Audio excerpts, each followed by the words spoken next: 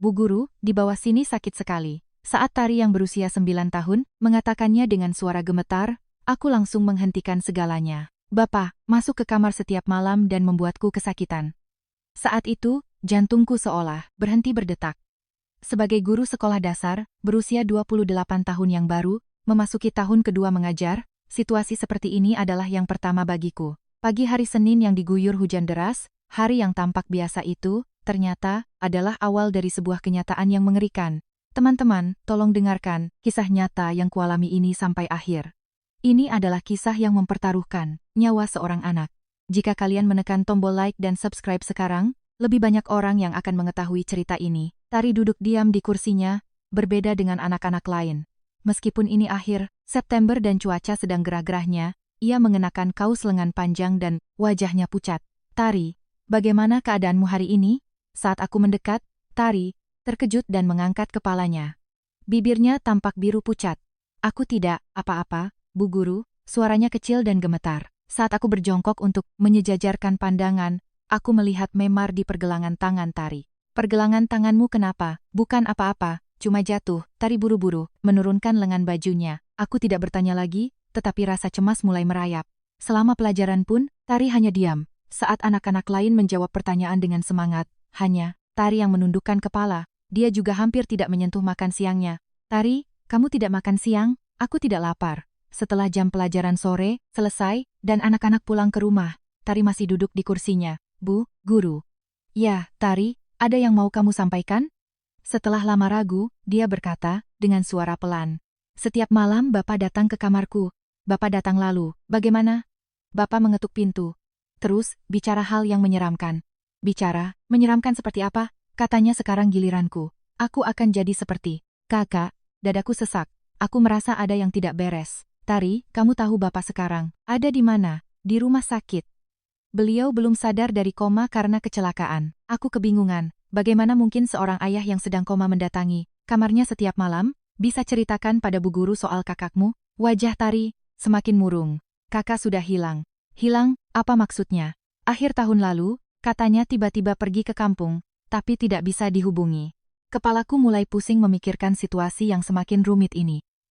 Ayah yang sedang koma, kakak perempuan yang tidak bisa dihubungi, dan sosok menakutkan yang datang setiap malam. Ada yang tidak masuk akal. Tari, di rumah kamu, tinggal sama siapa saja? Sama ibu dan kakak laki-laki. Kakak laki-laki? Iya. Dia anak SMA. Kak Bima. Aku mencatat di buku agendaku sambil tenggelam dalam pikiran. Firasatku mengatakan ada hal aneh yang sedang terjadi. Sebagai seorang guru dan juga manusia, rasa tanggung jawab untuk melindungi anak ini melonjak di dalam dadaku. Tari, Bu Guru akan membantumu, jadi jangan khawatir. Mengerti? Tari mengangguk pelan, tetapi matanya masih penuh kecemasan. Aku menatap punggung Tari yang berjalan pulang cukup lama. Tubuh kecilnya terlihat begitu kesepian. Malam itu aku tidak bisa tidur.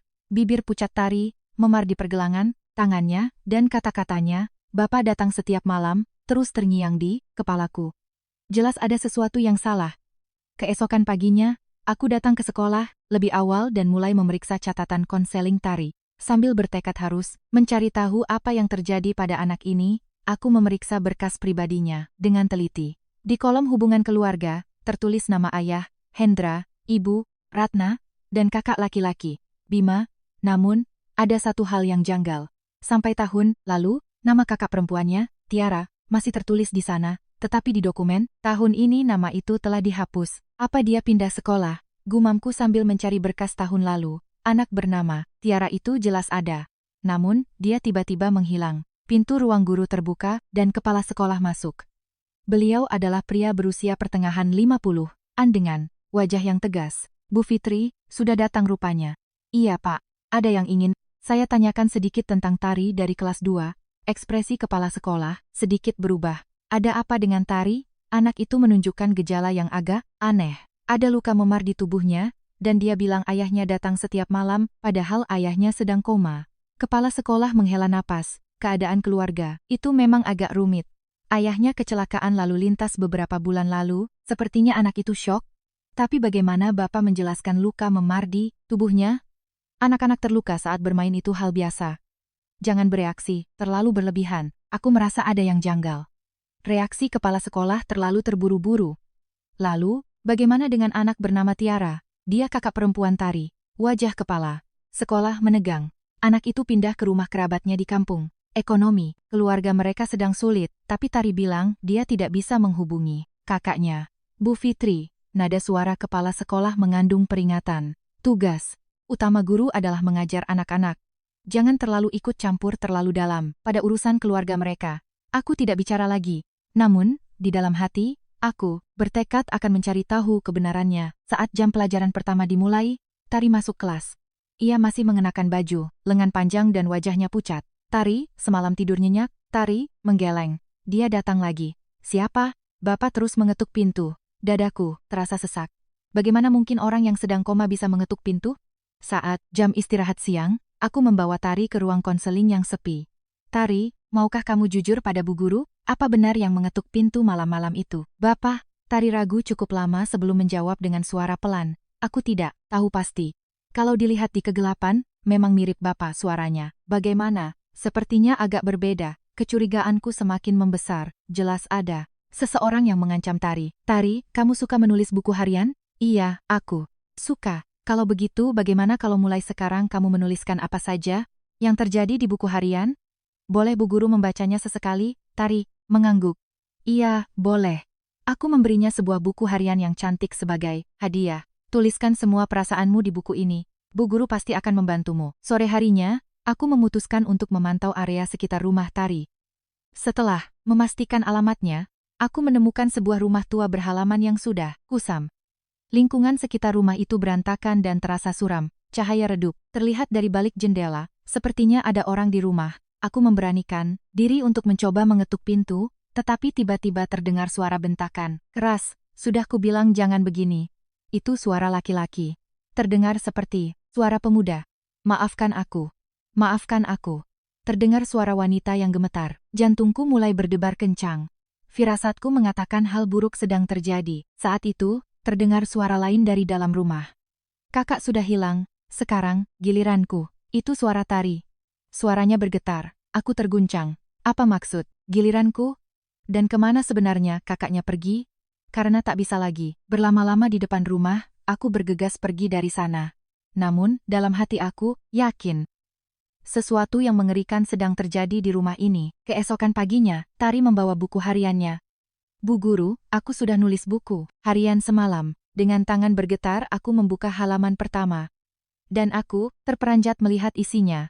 Kakak sudah hilang, sekarang giliranku. Kak Bima, yang bilang begitu, katanya aku akan jadi seperti Kak Tiara. Aku takut, Bapak, ada di rumah sakit. Tapi tiap malam ada yang datang. Ibu ketakutan dan mengunci kamarnya, tidak mau keluar. Tolong aku, tanganku gemetar. Ini bukan sekadar imajinasi anak-anak. Jelas ada hal mengerikan yang terjadi di rumah ini. Tari, apa yang kamu rasakan saat menulis ini? Aku takut. Tapi aku ingin memberitahu, Bu Guru. Aku memeluk Tari erat. Anak pintar, Tari. Bu Guru pasti akan menolongmu. Sejak saat itu rasa tanggung jawabku semakin kuat. Aku bertekad, harus menyelamatkan anak ini. Aku membaca kembali buku harian Tari. Kalimat akan jadi seperti Kak Tiara, sangat mengganjal di hatiku. Apa yang sebenarnya terjadi pada Tiara? Tari, bisa ceritakan lebih detail tentang Kak Tiara? Tari berpikir sejenak lalu perlahan, membuka mulut. Kakak pintar sekali main piano. Dia juga paling suka menari. Di tempat les, guru bilang Kak Tiara itu jenius. Lalu kakakmu yang seperti itu, tiba-tiba pergi ke kampung? Iya. Waktu musim hujan akhir tahun lalu. Suatu pagi saat aku bangun, kakak sudah tidak ada. Ibu bilang dia pergi ke rumah saudara di kampung. Suara Tari semakin pelan, tapi barang-barang kakak masih ada semua. Buku partitur pianonya, boneka kesukaannya, semuanya masih di tempatnya. Cuma kakak yang tidak ada. Aku merasa ada yang janggal. Kalau pindah sekolah, setidaknya barang-barang pribadinya pasti dibawa. Apa terjadi sesuatu sebelum kakakmu menghilang? Tari ragu cukup lama sebelum berbicara dengan hati-hati. Beberapa hari terakhir, kakak sangat ketakutan. Dia selalu menghindar dari Kak Bima dan sering menangis. Di malam hari, menghindar dari Kak Bima? Iya, kakak pernah bilang padaku, Tari, kamu tidak boleh sendirian sama Kak Bima. Jantungku mencelus. Apa artinya Tiara takut pada Bima? Sore harinya, aku mendatangi tempat les piano yang dulu didatangi Tiara. Pemilik tempat les itu adalah seorang wanita ramah berusia pertengahan 50-an bernama Bu Siska. Oh, Tiara ya, sungguh sangat disayangkan. Disayangkan kenapa, Bu? Karena dia tiba-tiba berhenti les. Anak itu benar-benar sangat berbakat. Dia sudah beberapa kali memenangkan perlombaan. Apa Ibu ingat bagaimana kondisi Tiara di saat-saat terakhirnya? Ekspresi Bu Siska berubah murung. Beberapa minggu terakhir, Tiara banyak berubah. Anak yang biasanya ceria dan aktif, tiba-tiba jadi pendiam, dan ada luka memar di pergelangan tangannya. Memar di pergelangan tangan? Iya. Saat kutanya, dia hanya bilang jatuh. Tapi itu bukan memar karena jatuh. Itu seperti bekas cengkeraman kuat seseorang. Aku teringat, memar di pergelangan tangan Tari. Situasinya sama persis. Apa Tiara pernah mengatakan sesuatu tentang rumahnya? Pernah. Saat les terakhir, dia bilang, padaku, Bu Guru, di rumahku ada orang yang menyeramkan. Aku baru mau bertanya, lebih detail, tapi minggu depannya dia tidak pernah datang lagi. Orang menyeramkan? Saat aku menghubungi ibunya, beliau bilang mereka mendadak pindah ke kampung. Aku memang heran karena terlalu mendadak. Saat keluar dari tempat les, aku merasa yakin, sesuatu yang buruk pasti terjadi pada Tiara, dan sekarang, Tari berada dalam bahaya yang sama. Malam itu, aku memutuskan menemui teman-teman Tiara. Aku mendapat nomor kontaknya dari daftar kelas. Siswi pertama yang kutemui bernama Dinda. Kak, Tiara, dia baik banget, tapi, apa kamu ingat apa yang dikatakan Tiara? Sebelum menghilang, Dinda berpikir sejenak lalu berkata, terakhir kali, dia bilang begini padaku. Din, kalau aku tiba-tiba hilang, tolong jagain Tari ya. Tiba-tiba hilang? Iya, waktu itu aku pikir dia cuma bercanda, tapi dia benar-benar hilang kan. Bulu kuduku merinding. Apakah Tiara sudah merasakan firasat tentang apa yang akan terjadi padanya? Apa Tiara pernah cerita soal kakaknya? Wajah Dinda menegang. Pernah. Katanya Kak Bima itu menakutkan, apalagi kalau malam, dia sering masuk ke kamar Kak Tiara. Masuk ke kamar? Iya. Kak Tiara bilang kakaknya sering bicara aneh jadi dia takut, makanya dia sampai memasang gembok di pintunya. Aku merasa semakin dekat dengan kebenaran. Sang kakak, Bima, adalah tokoh kuncinya. Keesokan paginya, Tari membawa buku harian lagi. Semalam dia datang lagi. Kali ini suaranya mirip Kak Bima. Katanya, kalau aku nurut seperti Kak Tiara, aku tidak akan kesakitan. Apa yang sudah dia lakukan pada Kak Tiara? Aku takut. Aku tak bisa ragu lagi.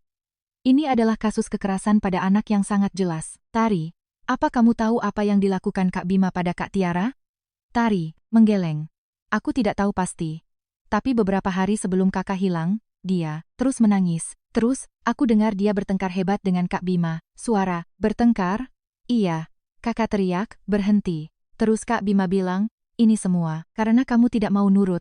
Aku tidak bisa menahannya lagi. Aku segera memutuskan untuk melapor ke Lembaga Perlindungan Anak. Tari, Bu Guru akan mengirimu ke tempat yang aman. Kamu tidak perlu takut lagi. Secercah harapan muncul di mata Tari. Benarkah? Benar, Bu Guru janji. Sambil memeluk Tari, aku bertekad, aku pasti akan menyelamatkan anak ini dan mengungkap apa yang sebenarnya terjadi pada Tiara. Sore harinya, pekerja sosial dari Lembaga Perlindungan Anak, KPAI, dan polisi datang ke sekolah. Aku menyerahkan semua informasi yang kukumpulkan. Ada cukup indikasi untuk melakukan penyelidikan. Pertama-tama, kita akan menempatkan anak ini di rumah aman dan memulai investigasi kunjungan rumah. Langkah pertama, untuk mengungkap kebenaran akhirnya diambil. 2 hari berlalu sejak Tari dipindahkan ke panti perlindungan. Meskipun merasa lega, di sisi lain aku merasakan kecemasan yang lebih besar. Keberadaan Tiara masih menjadi misteri. Pekerja sosial menghubungiku. Mereka memintaku ikut dalam kunjungan investigasi ke rumah Tari. Sebagai wali kelas, kehadiranku dianggap akan membantu memahami situasi dengan lebih tepat. Jam 3 sore, bersama Bu Rina si pekerja sosial, aku menuju rumah Tari. Dilihat. Pada siang hari, rumah itu tampak lebih suram. Kat dinding luar yang mengelupas, gerbang berkarat, dan halaman yang dipenuhi rumput liar. Jadi anak-anak ini tumbuh di lingkungan seperti ini? Gumam Bu Rina dengan ekspresi prihatin. Setelah mengetuk pintu depan cukup lama, pintu akhirnya terbuka. Seorang wanita yang tampak berusia awal 40-an muncul. Itu adalah Ibu Ratna. Siapa? Suara ibu. Ratna terdengar kasar dan penuh kewaspadaan. Wajahnya tirus pucat dan ada lingkaran hitam tebal di bawah matanya. Selamat siang, saya Bu Rina, pekerja sosial dari Lembaga Perlindungan Anak. Bu Fitri, wali kelas Tari, juga ikut bersama saya. Wajah Ibu Ratna menegang. Apa Tari berbuat salah? Tidak ada yang salah, kami datang untuk memastikan keamanan anak Ibu. boleh kami masuk dan bicara di dalam? Ibu Ratna ragu-ragu, tapi akhirnya dengan terpaksa membuka pintu. Pemandangan di dalam rumah lebih mengejutkan. Botol-botol minuman keras berserakan di sudut ruang tamu, dan bau apek jamur sangat menyengat. Sofanya robek-robek, dan layar TV-nya retak. Silakan duduk. Ibu Ratna menunjuk sofa, tapi kami tidak tega untuk duduk. Ibu Ratna, bisakah ibu menjelaskan tentang luka memar di tubuh Tari? Bukannya anak-anak biasa terluka saat main? Bukan, masalah besar. Tapi Tari merasa ketakutan. Dia bilang tiap malam ada yang mendatanginya. Tangan Ibu Ratna sedikit bergetar. Itu karena dia kangen ayahnya. Ayahnya kan sedang di rumah sakit. Saat itu terdengar suara langkah kaki dari tangga. Seorang pemuda sedang turun. Tubuhnya tinggi dan kurus, dengan tatapan mata yang tajam. Ibu, siapa ini? Ah, Bima, ini wali kelas Tari dan ibu pekerja sosial datang. Bima menyapa dengan sopan. Selamat siang, saya, Bima. Namun, dari sorot mata Bima, aku merasakan sesuatu yang dingin. Di luar, dia tampak seperti siswa teladan yang sopan, tetapi di matanya tidak ada emosi. Sama sekali. Nak Bima, bagaimana hubunganmu dengan adikmu, Tari? Sebagai kakak, saya melakukan yang terbaik untuk menjaganya. Ayah sedang sakit, jadi saya yang harus jadi kepala keluarga. Tari sepertinya ketakutan. Apa kamu tahu alasannya? Sudut bibir Bima sedikit terangkat. Tari memang aslinya penakut. Imajinasinya juga tinggi, dan sejak ayah kecelakaan dia jadi lebih sensitif. Lalu kenapa? Ada memar di tubuh Tari? Tari itu agak ceroboh. Sering jatuh dan terbentur, padahal saya sudah menyuruhnya hati-hati. Jawaban Bima sangat sempurna, terlalu sempurna hingga malah mencurigakan. Boleh kami bertanya tentang Tiara? Seketika, ekspresi Ibu Ratna dan Bima menegang bersamaan. Tiara pergi ke kampung kerabat kami, jawab Ibu Ratna cepat. Kudengar tiba-tiba sekali. Apa? Alasannya? Karena ekonomi keluarga sulit, kerabat kami mau merawatnya. Tapi apa dia bisa dihubungi? Ibu Ratna dan Bima saling berpandangan sejenak. Di kampung susah sinyal, jadi susah dihubungi, jawab Bima tenang. Zaman sekarang di kampung pun sinyal ponsel biasanya bagus. Tiara jarang menghubungi karena sedang beradaptasi dengan lingkungan baru. Aku merasa ini semakin aneh. Penjelasan mereka terus berubah-ubah. Bagaimana dengan barang-barang Tiara? Kata Tari semuanya masih utuh di tempatnya. Dia pergi buru-buru jadi tidak sempat bawa. Nanti mau kami kirimkan. Suara Ibu Ratna semakin pelan. Boleh kami melihat kamar Tiara? Bima tiba-tiba memotong. Sekarang saya yang pakai kamarnya, jadi agak berantakan. Tidak apa-apa. Kami hanya mau melihat sebentar. Wajah Bima menajam. Apa harus dilihat? Itu kan ruang pribadi.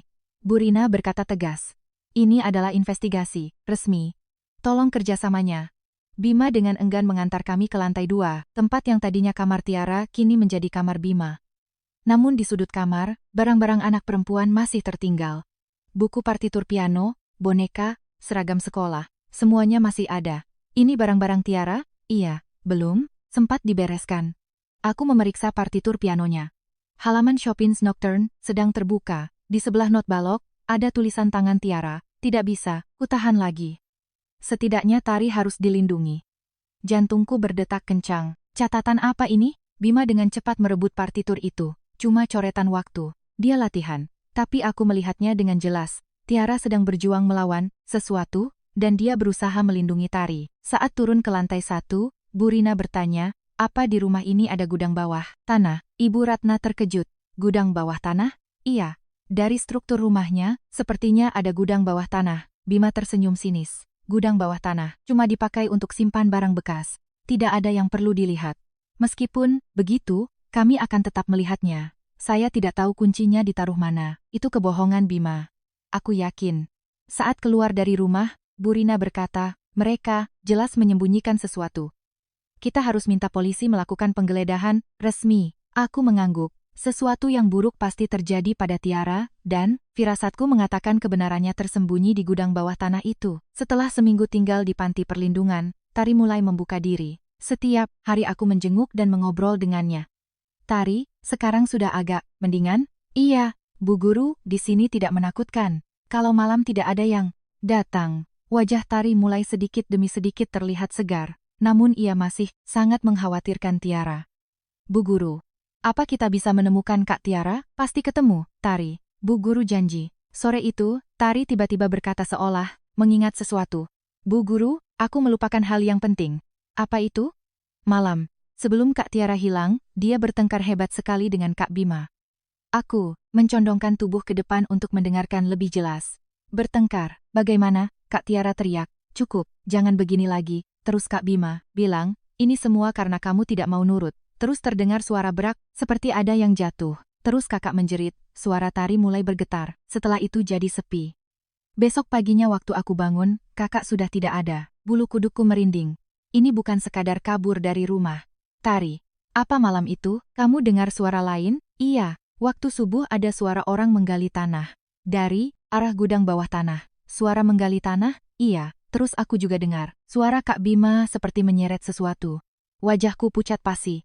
Aku merasa semakin dekat dengan kenyataan yang mengerikan. Aku segera pergi ke kantor polisi. Detektif yang menangani kasus ini, Inspektur Arya, adalah penyidik veteran, berusia akhir 40-an. Hanya dengan kesaksian anak kecil, sulit untuk mendapatkan surat perintah penggeledahan, tapi ada anak yang hilang, dan ada bukti-bukti keadaan yang jelaskan. Bukti keadaan saja tidak cukup, kita butuh bukti yang lebih konkret. Aku merasa frustrasi, butuh petunjuk yang lebih menentukan. Saat itulah Tari mengingat hal lain. Bu Guru, Kak Tiara ada menyembunyikan sesuatu. Menyembunyikan apa? Di bawah ranjang kamar kakak ada kotak. Di dalamnya ada buku harian dan surat. Kenapa kamu tidak bilang dari awal? Soalnya Kak Bima mengancam tidak boleh bilang ke siapapun. Tapi sepertinya sekarang aku harus bilang. Inspektur Arya mulai tertarik. Apa kotaknya bisa diambil? Sepertinya susah. Kak Bima dan ibunya ada di rumah. Aku mendapat ide. Bagaimana kalau pihak sekolah mengirimkan surat panggilan? Kita panggil ibunya ke sekolah. Ide, bagus. Keesokan harinya, aku menelepon Ibu Ratna. Ada dokumen penting terkait pendidikan Tari yang harus diisi. Bisa ibu datang ke sekolah? Sekarang? Iya, ini sangat mendesak. Ibu Ratna dengan terpaksa datang ke sekolah. Sementara itu, Inspektur Arya dan beberapa polisi mendatangi rumah tersebut. Namun, ternyata Bima ada di rumah. Ada perlu apa? Suara Bima penuh kewaspadaan. Ada beberapa hal tambahan yang perlu dikonfirmasi. Ibunya tidak ada ya? Tidak, apa-apa. Cuma konfirmasi singkat saja. Bima dengan berat hati mempersilakan masuk. Namun ia terus mengawasi para polisi. Inspektur Arya mencari celah dan naik ke lantai 2. Saat memeriksa kolong ranjang kamar Tiara, ternyata benar, ada sebuah kotak kecil. Saat kotak dibuka, ada buku harian dan surat di dalamnya. Surat itu sepertinya ditulis Tiara untuk temannya. Dinda, kalau aku tiba-tiba hilang, tolong berikan surat ini ke polisi. Kak Bima berbuat jahat padaku. Aku tidak tahan lagi. Bagaimana kalau Tari juga diginikan? Tolong aku. Saat membuka buku hariannya, tertulis hal yang lebih mengejutkan. 15 November, Kak Bima datang lagi, pintu dikunci pun percuma, dia pegang kuncinya, aku takut. 20 November. Dia mulai mengincar Tari juga. Tidak boleh. Aku harus mencegahnya. 5 Desember, aku suruh Kak Bima berhenti, tapi dia memukulku. Ibu pura-pura tidak tahu. Sendirian aku tidak bisa berbuat apa-apa. 10 Desember, aku harus melawan. Demi Tari, tidak boleh dibiarkan lagi. Aku bergidik ngeri mengetahui isinya. Ini adalah bukti nyata kekerasan seksual dan penganiayaan. Tiba-tiba terdengar suara dari belakang. Lagi ngapain? Bima berdiri di belakang. Wajahnya membeku dingin. Ini adalah bukti penting. Saya tidak tahu, itu apa? Bukannya itu cuma coretan khayalan anak-anak, Bima? Sekarang semuanya sudah terbongkar. Sudut bibir Bima berkedut sinis. Ada bukti? Bisa saja itu. Cuma novel karangan, ada buku harian dan surat. Kesaksian Tari juga ada. Kesaksian Tari? Bima tertawa sinis. Bapak mau percaya omongan anak umur 9 tahun, tapi Inspektur Arya yakin, kini sudah terkumpul cukup bukti untuk mendapatkan surat perintah penggeledahan. Bima, tolong katakan semua yang kamu tahu tentang keberadaan Tiara. Ekspresi Bima semakin gelap. Saya tidak tahu apa-apa. Tiara pasti baik-baik saja di kampung. Kalau begitu beritahu nomor kontaknya. Kenapa susah? Bima tidak menjawab lagi. Tapi dari sorot matanya, Inspektur Arya mendapat kepastian apa yang telah dilakukan pemuda ini pada Tiara. Besok saya akan datang membawa surat perintah penggeledahan, terutama kami akan fokus menggeledah gudang bawah tanah. Mendengar kata-kata itu, wajah Bima memucat. Keesokan subuhnya saat surat perintah keluar, polisi dan tim forensik tiba di rumah keluarga tersebut. Aku juga ikut. Demi Tari dan demi Tiara, aku ingin memastikan kebenarannya. Ini surat perintah penggeledahannya. Mohon kerjasamanya. Saat Inspektur Arya menyodorkan surat perintah, wajah Ibu Ratna tampak putus asa. Bima masih berpura-pura tenang, tapi tangannya sedikit bergetar. Apa yang mau dicari? Tanya Bima. Semua bukti terkait keberadaan Tiara. Polisi mulai menggeledah ke seluruh penjuru rumah. Mereka menyisir lantai 1 dan lantai 2, tapi tidak menemukan apa-apa yang mencurigakan. Di mana kunci gudang bawah tanah? Saya benar-benar tidak tahu, sudah lama sekali tidak dipakai. Bima terus berkelit. Kalau begitu kami akan mendobraknya. Petugas forensik membawa alat pemotong besi ke pintu gudang. Bunyi, klang, klang, bergema di seluruh rumah. Akhirnya pintu terbuka. Dari dalam gudang tercium bau, jamur bercampur bau aneh lainnya yang menguar ke atas. Bawa senter, teriak Inspektur Arya. Saat turun ke gudang, hal pertama yang terlihat adalah sekop-sekop yang menumpuk di sudut. Dan ada bagian lantai tanah yang permukaannya tidak rata dibandingkan sekitarnya. Bekas galian dan timbunan tanah baru terlihat jelas. Kita akan menggali di sini. Petugas dengan hati-hati mulai menggali tanah. 30 cm, 50 cm. Ada sesuatu, teriak seorang petugas. Terlihat secarik kain putih. Dan di bawahnya muncul tulang kecil. Ibu Ratna menjerit histeris. Tidak. Tidak, boleh. Bima masih pura-pura tenang, tapi wajahnya sudah seputih kertas. Saat digali lebih dalam, ditemukan kartu pelajar. Nama Tiara tertulis jelas di sana. Aku menutup mulut dengan tangan. Dadaku rasanya mau hancur. Anak yang ceria dan berbakat itu berakhir seperti ini. Bima, kamu ditahan atas tuduhan pembunuhan. Inspektur Arya mengeluarkan borgol. Tiba-tiba Bima mulai tertawa. Hah, ketemu ya? Ya, sudah ketemu. Kenapa kamu melakukannya? Kenapa? Sorot, mata Bima menjadi dingin. Karena anak itu tidak mau nurut. Dia terus menolak dan mau kabur, bahkan mau ngadu ke Tari. Ibu Ratna jatuh terduduk. Bima, teganya kamu, ibu juga tahu kan, cuma pura-pura tidak tahu. Pengakuan Bima terus berlanjut. Malam itu Tiara bilang, cukup, jangan sentuh Tari. Lucu kan? Memangnya dia bisa apa? Jadi kamu membunuhnya? Aku tidak niat membunuhnya. Aku cuma dorong dia supaya diam, tapi dia jatuh dari tangga. Kepalanya terbentur keras. Air, mataku tumpah. Tiara yang baru berumur 13 tahun, kehilangan nyawanya saat berusaha melindungi adiknya. Setelah itu apa yang kamu lakukan? Aku nunggu sampai subuh, lalu menguburnya di gudang bawah tanah. Ibu cuma bantu saking takutnya. Ibu Ratna menangis meraung-raung. Maafkan ibu, Tiara, maafkan ibu. Ibu sangat takut. Takut pada Bima. Lalu kecelakaan ayahmu itu apa? Bima ragu. Sejenak lalu menjawab. Ayah mulai mencari Tiara. Dia curiga. Jadi aku buat. Ayah seolah kecelakaan jatuh dari tangga juga. Untungnya dia tidak mati. Inspektur Arya terperanjat. Dia baru menyadari betapa kejamnya pemuda ini. Sambil memborgolnya, dia bertanya pada Bima. Kamu tidak menyesal? Bima mencibir sinis. Menyesal? Kenapa harus menyesal? Emang aku salah apa? Aku cuma lagi apes saja. Saat itu, tidak ada sedikit pun sisi kemanusiaan yang bisa ditemukan pada anak ini. Dia benar-benar berdarah dingin. Ibu Ratna terus menangis sambil mengaku. Saya akan ceritakan semuanya di kantor polisi. Saya kaki tangannya. Saya tahu tapi tidak mencegahnya. Karena Bima menakutkan. Sangat menakutkan. Kenapa tidak lapor polisi? Bima bilang dia akan membunuh saya juga. Dan lagi pula Tiara sudah mati. Dilaporin pun dia tidak akan hidup lagi. Amarah dan kesedihan bercampur aduk. Karena kepengecutan orang. Dewasalah Tiara mati dan Tari berada dalam bahaya. Tim forensik dengan hati-hati mengevakuasi kerangka Tiara. Setiap kali tulang kecil diangkat, hatiku hancur, berkeping-keping. Sekarang Tiara bisa istirahat dengan tenang, ucap Inspektur Arya pelan. Aku mengangguk. Kebenaran yang mengerikan telah terungkap, tapi sekarang Tari aman, dan Tiara bisa dimakamkan dengan layak. Saat dimasukkan ke mobil polisi, Bima menoleh ke belakang untuk terakhir kalinya. Di matanya tetap tidak ada penyesalan atau rasa bersalah. Yang ada, hanya rasa kesal, karena perbuatannya ketahuan. Monster, gumamku. Kini saatnya keadilan ditegakkan. 6 bulan kemudian, persidangan Bima dimulai di pengadilan. Sambil duduk di kursi saksi, aku mengamati proses sidang dengan tegang. Jaksa berdiri dan membacakan surat dakwaan.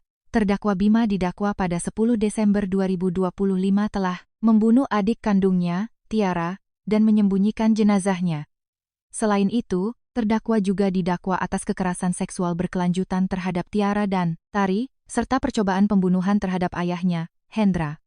Bima duduk di kursi, terdakwa, wajahnya masih tanpa ekspresi. 6 bulan di penjara membuatnya terlihat agak kuyu, tapi tatapan matanya tetap dingin. Saksi Bu Fitri, silakan, memberikan kesaksian. Aku berdiri di mimbar saksi. Menenangkan hatiku yang berdebar, aku menjawab dengan tenang. Tolong ceritakan situasi saat Tari pertama kali meminta bantuan. Tari memiliki luka memar di tubuhnya dan sangat ketakutan. Dia bilang ayahnya datang tiap malam, padahal ayahnya sedang koma. Tindakan apa yang Anda ambil saat itu? Saya memintanya menulis buku harian untuk memahami situasi. Lalu saya melapor ke instansi terkait.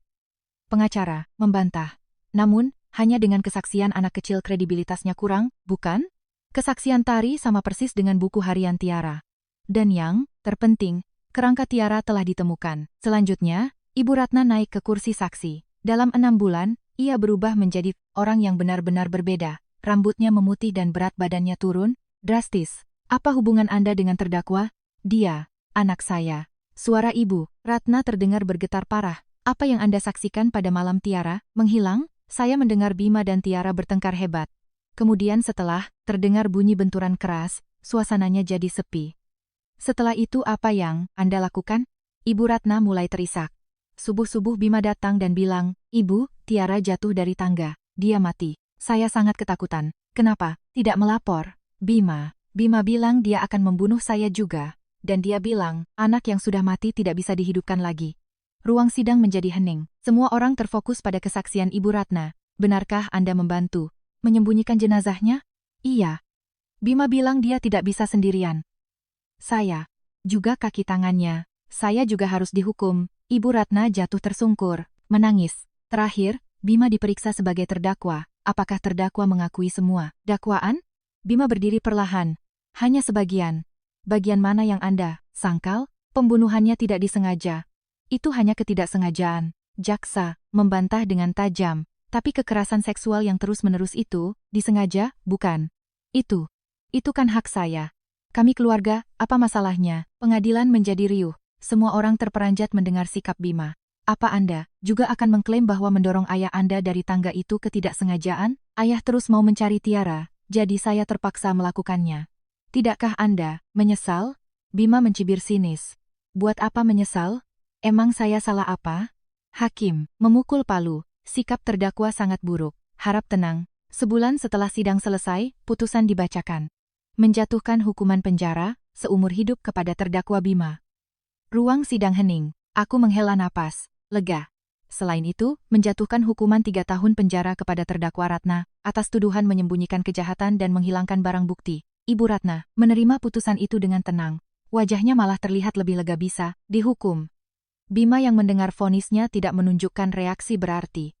Sampai akhir pun dia sepertinya tidak mengerti apa kesalahannya. Setelah semua proses pengadilan selesai, aku mengunjungi makam Tiara. Di batu, nisan kecil itu tertulis, Putri tercinta, Tiara, istirahatlah dengan tenang sekarang. Tari yang ingin kamu lindungi sudah aman. Di depan nisan, aku meletakkan lembar partitur lagu Chopin yang disukai Tiara. Angin sepoi-sepoi, bertiup dan membalik halaman partitur. Malam itu, untuk pertama kalinya setelah sekian lama aku bisa tidur nyenyak. Keadilan akhirnya terwujud dan aku merasa lega karena Tiara dan Tari kini bisa menemukan kedamaian. Namun, masih ada kesedihan yang tersisa di sudut hatiku. Karena aku tidak bisa menyelamatkan Tiara. Aku hanya bisa bersyukur karena bisa menyelamatkan Tari sebelum terlambat. 6 bulan setelah sidang, bulan April saat bunga tabebuya bermekaran. Aku masih mengajar anak-anak di sekolah yang sama. Ruang kelas dipenuhi suara tawa, anak-anak kelas 2 yang baru. Saat jam makan siang, aku menuju tempat janjian, sebuah taman kecil di dekat sekolah. Saat aku duduk menunggu di bangku, terdengar suara yang familiar dari kejauhan. Bu guru. Tari berlari, menghampiri. Penampilannya sangat berbeda dengan setahun yang lalu. Wajahnya tampak merona sehat dan matanya jernih bersinar. Tari, kamu sudah besar ya, aku memeluk Tari erat. Tari kini tinggal di keluarga baru, lewat lembaga perlindungan anak, ia bertemu dengan orang tua angkat yang baik. Bu guru, aku sekarang belajar piano loh, ucap Tari kegirangan. Wah, kamu pintar mainnya. Iya. Ibu angkatku guru piano. Awalnya aku takut, tapi sekarang menyenangkan. Ibu angkat Tari, Ibu Maya, juga ikut datang. Beliau adalah wanita parubaya, berusia awal 40-an dengan wajah ramah. Berkat Bu Fitri, kami bisa bertemu Tari, terima kasih banyak. Bukan apa-apa Bu. Tari memang pada dasarnya anak yang baik. Aku benar-benar bersyukur. Sangat melegakan Tari mendapatkan keluarga yang baik. Bu Guru, mau aku mainkan lagu? Tari mengeluarkan keyboard kecil. Sepertinya, ibu angkatnya yang membawakannya. Mau main lagu apa? Chopin's Nocturne, kesukaan Kak Tiara. Jari-jari kecil, Tari mulai bergerak di atas tuts. Awalnya, masih agak kaku, tapi lama-lama melodi yang indah mengalun. Mataku berkaca-kaca. Lagu yang sangat dicintai Tiara kini dimainkan oleh Tari. Bagaimana? Sehebat kakak, kan? Iya, hebat sekali. Kalau Kak Tiara dengar, dia pasti sangat bahagia. Tari tersenyum lebar. Kata ibu, aku punya bakat. Katanya nanti aku bisa jadi pianis. Berarti kamu meneruskan impian kakakmu ya? Iya. Impian, kakak yang belum terwujud, akan aku wujudkan. Hatiku terenyuh. Melihat Tari, tumbuh secerah dan sesehat ini membuatku sangat bahagia. Bu Guru, aku tidak takut lagi sekarang, ucap Tari dengan senyum cerah. Benarkah? Iya, ayah dan ibu melindungiku. Dan yang terpenting, Kak Bima sudah tidak ada lagi. Bima, divonis penjara seumur hidup dan sedang mendekam di penjara.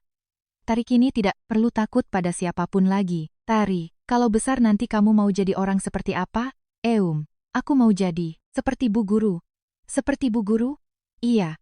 Guru yang menolong anak-anak yang butuh bantuan. Kalau ada anak yang ketakutan sepertiku, aku ingin menolongnya. Aku terharu. Pengalaman mengerikan yang dialaminya di usia sekecil itu justru membuat Tari tumbuh menjadi orang yang lebih kuat dan berhati hangat. Iya, Tari pasti akan jadi guru yang hebat. Matahari perlahan mulai terbenam. Kelopak bunga tabebuya berguguran di tiup angin. Bu Guru, boleh kita ke makam Kak Tiara? Tentu saja. Ayo kita pergi sama-sama. 3 orang itu berjalan menuju makam Tiara. Di depan nisan kecil itu, Tari meletakkan bunga yang sudah disiapkannya. Kakak, aku sudah tidak apa-apa. Sekarang, aku belajar main piano dan punya keluarga baru. Ini semua berkat kakak yang melindungiku, ucap Tari pelan di depan nisan itu. Kakak, aku akan meneruskan impianmu. Aku pasti akan jadi pianis terkenal. Angin berhembus, menerbangkan kelopak bunga tabebuya ke atas batu nisan. Seolah-olah Tiara sedang mengirimkan balasan. Sekarang giliranmu untuk bersinar, Tari. Aku meletak tanganku di bahu Tari sambil berkata, iya. Iya. Bu Guru. Aku tidak akan takut lagi sekarang. Sebagai gantinya, aku akan menolong orang lain. Dalam perjalanan pulang, Tari menggenggam tanganku erat. Bu Guru, terima kasih banyak. Kalau tidak ada Bu Guru, aku pasti sudah jadi seperti Kak Tiara. Bukan, Tari, itu karena kamu punya keberanian untuk meminta tolong.